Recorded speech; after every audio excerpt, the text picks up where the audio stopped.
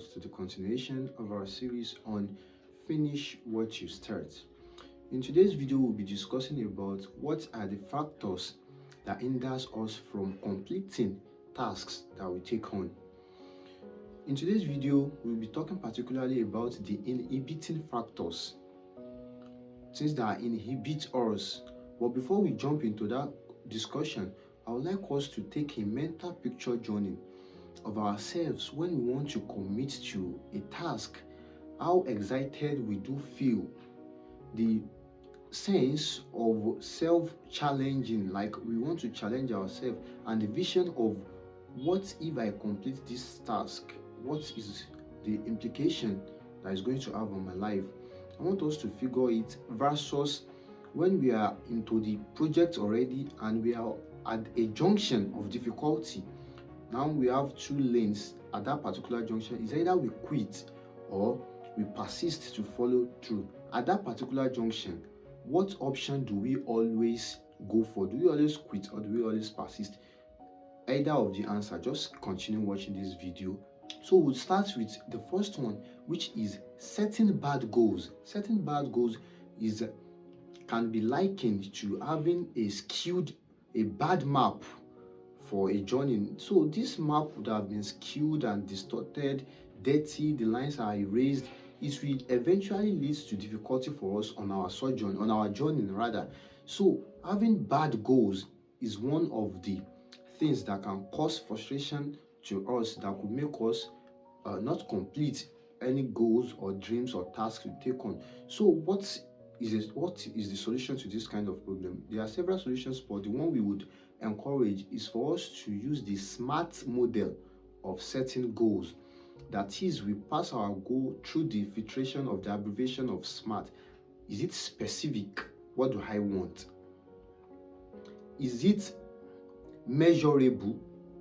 Like the progress when you are going into it, is it attainable? Is it realistic? And is it time bound? So this is the a filtration method we can use to evaluate our goals. So moving on to the next one, which is distractions and temptation. Temptations and distractions are obviously inevitable in this era that we are. So now, how do we fight it is what we are here to do, because something that is inevitable, we have no option other than to know how to tackle it. But to let us get how temptations and distractions affect our ability to complete a goal we take on, we'd like to bring to us an analogy of passing through an hallway that is filled with several signposts, banners, flyers, artworks. We are more likely to be absorbed by the distractions of this, thus it can lead to delay in our journey to the end of the hallway, or can even eventually absorb us completely to lose our focus on that journey, as opposed to an hallway that is clear, that has no artwork, that has no poster, that has no signpost on its route.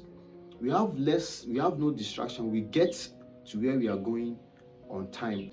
So how do we counter these temptations that are available all around us? We can counter it with two measures.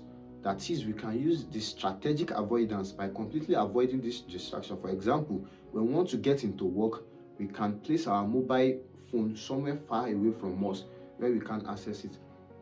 Or we can move away from environment where there is noise, where there is distraction. So these are strategic avoidance. The second one is intentionally attending to that particular distraction. So for example, social media is something that is hard for us to neglect completely. So how about we dedicate time for social media, that from this minute to this minute, or this hour to this hours, I'll use it for social media. Then when I'm working, I won't attend to social media. So we can just be intentional about how we deal with our distractions, because some of them are inevitable. The third point among the factors that inhibit us is poor time management. Well, there is a popular saying by most of us that I have a lot of things to do, I have many assignments on my desk, but I just don't have enough time. What do you mean by you don't have enough time? Can you have more than the 24 hours you've gotten? No.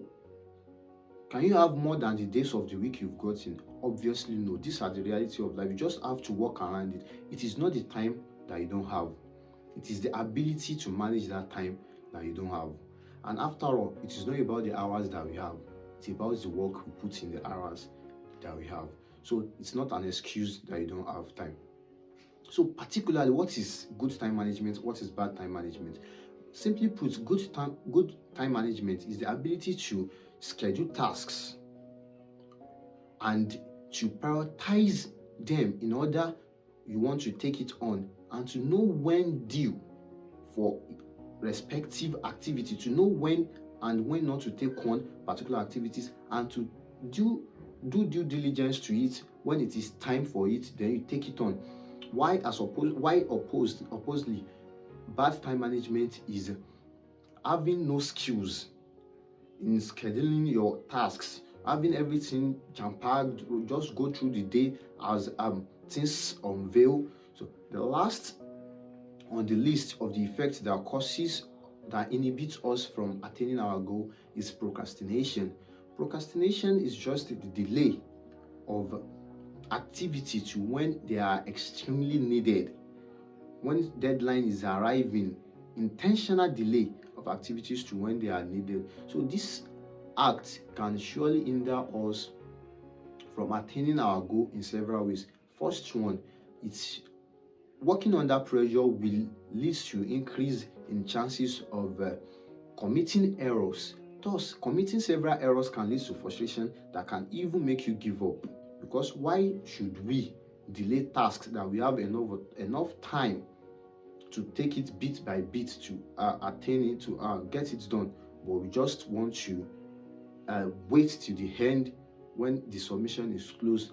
Thus, we work under pressure, which can lead to error. So this is highly discouraged. So in conclusion, we just want to encourage every one of us to evaluate ourselves in respect to all these factors that have been discussed, and make sure we also learn more about it, because we just have a surface discussion. We could not go in depth because of time. So let us think about it, evaluate ourselves, what are our shortcomings in relationship with this factor.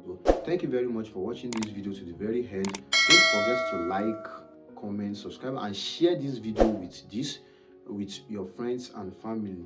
Thank you very much once again. God bless you.